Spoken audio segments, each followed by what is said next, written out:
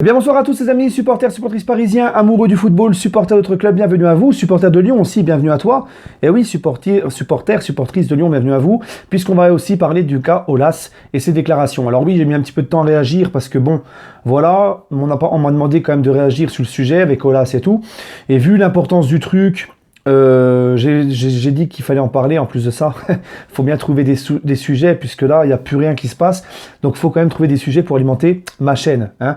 Voilà. Et je pense que ça vous fera du bien, comme à moi, qu'on reparle un peu de foot.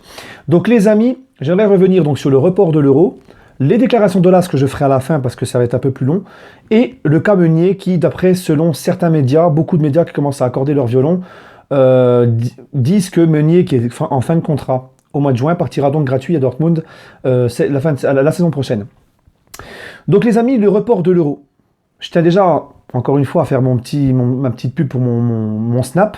Parisien 88 DBRF pour me suivre tout au long de la journée, suivre mes avis sur le foot, sur ce qui se passe avec le coronavirus, plein de choses en fait. Voilà.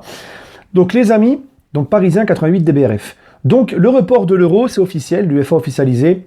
L'Euro est repoussé. L'Euro 2020 est repoussé à 2021. J'ai envie de vous dire, c'était inéluctable, c'était logique.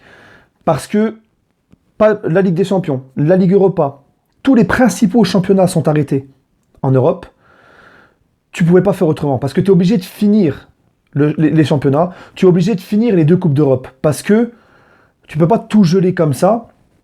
Il y a trop d'enjeux financiers au niveau des droits télé, au niveau de tout. Tu es obligé de finir. Et je pense que le coronavirus, on va trouver un vaccin, ça va se tasser.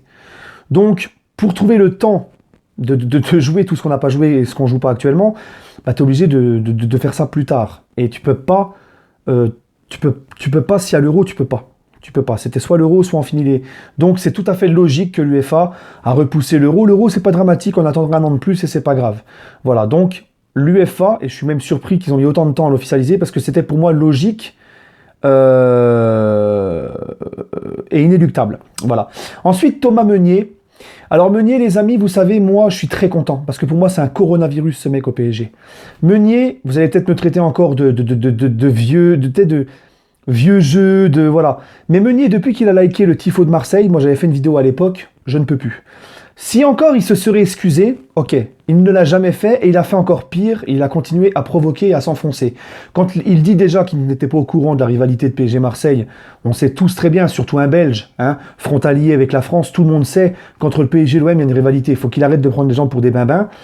Et au lieu de s'excuser, il avait continué à provoquer les supporters qui le lui reprochaient, en disant que les vrais supporters du PSG étaient ceux qui ne lui reprochaient pas le like sur Marseille. Voilà, en disant que les supporters étaient... Je crois il avait dit un mot rabaissant envers les supporters qui lui reprochaient, mais je ne sais plus c'était quoi. Donc il ne s'est jamais excusé, il n'a jamais voulu admettre qu'il a fait une erreur, voilà. En plus, il prend les gens pour des cons en disant qu'il n'était pas au courant. C'est un peu comme son histoire de carton jaune, il prend les gens pour des cons, mais on va y revenir, de son carton jaune contre Dortmund. Donc ensuite, comme si ça ne suffisait pas, Meunier, la saison d'après, lorsqu'on se fait sortir par Manchester, il s'empresse, le week-end qui suit, de liker la victoire de Manchester en Première Ligue. Donc ça, pour moi, c'est catastrophique aussi, c'était inadmissible. Et cette saison, donc, il dit « j'étais pas au courant, que j'étais sous le coup d'une suspension lorsqu'il prend son carton jaune au parc quand il prend son carton jaune à Dortmund. » Mais on sait tous finalement qu'il va aller à Dortmund. Et RMC, qui est très bien informé, nous l'a dit, il aurait fait exprès parce qu'il était sur le point de se mettre d'accord avec Dortmund pour ne pas jouer le match retour. Donc on voit la mentalité de ce mec. Et en plus, s'il serait irréprochable et vraiment fort sur le terrain, tu te dirais, bon, ça passe. Hein, c'est un peu comme Neymar qui nous a chié dessus tout l'été. Mais sur le terrain, voilà, il fait des choses extraordinaires. Donc tu te dis, bon, tu vois, tu te dis, le mec sur le terrain, ben, il est important quand même. Mais Meunier, c'est pas le cas. Parce que Meunier, autant la première saison, moi, il m'avait bluffé positivement. Mais depuis, pour moi, il a régressé. Il n'apporte plus autant offensivement qu'il apportait la première saison. Il ne sait même plus faire un bon centre. Il est lent, il tracte une charrette incroyable. Et il ne sait même pas défendre. Il a rien. Donc il va se barrer gratuitement. Et on ira chercher un Ricardo Pereira ou n'importe. Il y a quand même plusieurs latéraux droits qui sont beaucoup plus forts que Meunier à mon goût. Donc pour moi, tant mieux et bon débarras. Maintenant les amis, le cas Jean-Michel Aulas, donc qui a déclaré qu'il fallait geler le championnat. Qu'il fallait non pas se baser sur le classement actuel, mais le classement de la saison dernière. Déjà, j'ai envie de te dire, parler de ça à ce moment-là, quand il y a des gens qui sont morts, quand on ne sait pas trop où est-ce qu'on va aller avec ce virus, quand est-ce que le vaccin va être sorti, sortir ça à ce moment-là, mais pour moi, c'est cataclysmique. Alors Jean-Michel Aulas, il a fait un travail exceptionnel à Lyon. Tout ce qu'il a fait à Lyon, c'est magnifique, ça force le respect. C'est un grand dirigeant du football. Mais pour moi, Jean-Michel Aulas, ça ne lui donne pas l'immunité pour autant. Parce qu'il y a des gens qui disent « Ouais, mais Aulas, ouais, ok, Aulas, mais n'oubliez pas ce qu'il a fait. » Mais ça ne lui donne pas le droit de chier comme ça sur tout le monde. Parce que pour moi, ce qu'a fait Aulas, c'est...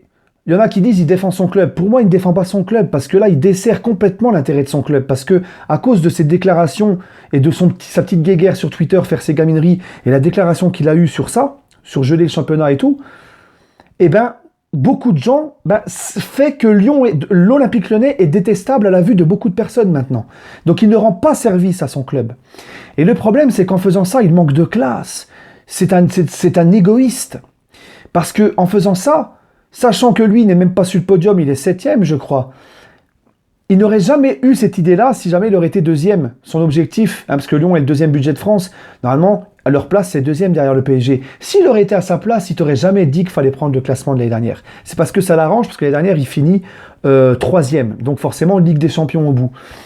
Donc, en faisant ça, Jean-Michel Aulas, il a chié sur toutes les équipes qui sont devant lui, notamment l'Olympique de Marseille qui fait une super saison et qui est 2e, sur le Stade Rennais, sur le LOSC. Il est en train de faire caca, il a fait caca sur tous ces clubs-là en disant ça, d'accord? Et tu ne peux pas geler tout d'un coup comme ça et prendre le classement de l'année dernière. Déjà, tu fais comment pour les relégations, les promotions? C'est pour moi, franchement, ce qu'a fait Aulas, tu vois, ça... Encore une fois de plus, ça ternit son image de tout ce qu'il a apporté à l'Olympique Lyonnais et au foot français, de tout ce qu'il a fait avec ce club. Et je pense sincèrement, vous me direz, vous les supporters lyonnais en commentaire, ce que vous en pensez, mais je pense sincèrement que pour moi, il commence vraiment à être dépassé et qu'il fait beaucoup de tort à l'Olympique Lyonnais. Voilà. Moi, ce qu'il a dit, c'est pas possible. C'est pas possible, c'est un manque de respect pour les autres clubs, notamment ceux qui sont devant lui. C'est encore... Jean-Michel Aulas a encore montré qui faisait passer son propre petit intérêt à lui avant ceux des autres, et c'est malsain. Et en plus de ça, Jean-Michel Aulas, qui nous parle tout le temps d'équité, de championnat, qui tape sur les Qataris, l'équité, en proposant une telle aberration de reprendre le classement de l'année dernière, le classement final de l'année dernière, plutôt que celui actuel, pour moi, là, il n'y a pas d'équité. Parce que là, il n'y a aucune équité dans ce qu'il fait. C'est pas équitable. Voilà, les amis. Écoutez, donnez-moi votre ressenti. Demain, je pense sincèrement que à partir de 19h jusqu'à 20h30 à peu près, je ferai un petit live YouTube. Si vous êtes là, n'hésitez pas. De toute façon, tout le monde est en confinement, donc vous serez là. J'espère que vous serez là. Petit live sur ma chaîne YouTube demain, de 19 à 20h30. Vu que là, il y a confinement, je vais en faire un peu plus de live, même sur mon Facebook, mon Insta. Et sur Facebook, Insta, c'est bien parce que vous pouvez carrément intervenir en live avec moi. Voilà les amis. Allez, sur ce, prenez soin de vous. Allez, Paris.